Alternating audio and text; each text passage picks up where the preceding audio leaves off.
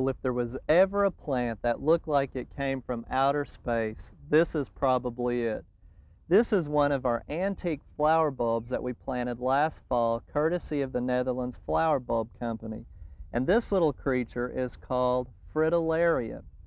And it's really a native of Middle Eastern countries, and it was first introduced in the year 1574, so it's considered one of our antique flower bulbs.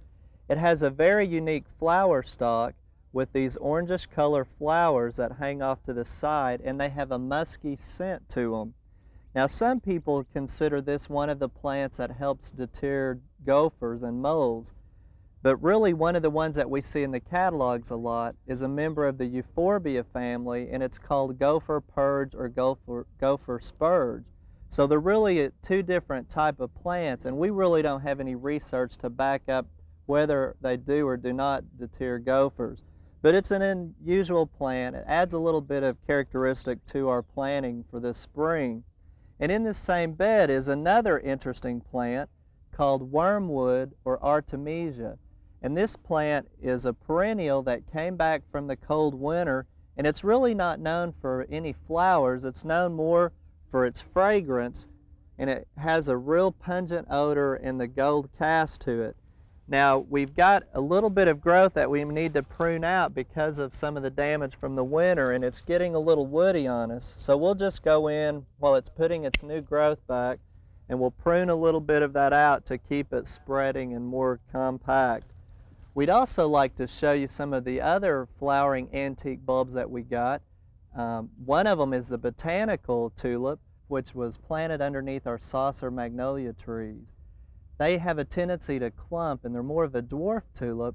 They have a brilliant red-orange color, and they have 2 or 3 flowers per cluster.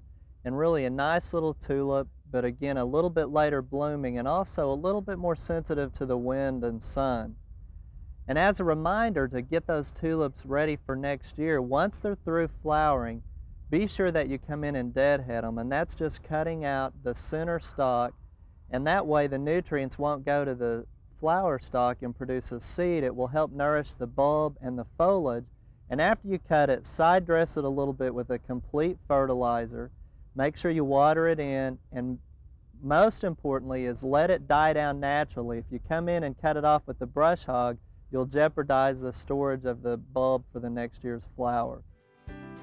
We hope you've enjoyed this classic from the Oklahoma Gardening Vault. Remember, even though these tips and techniques are timeless, there's always something new to learn in the world of gardening.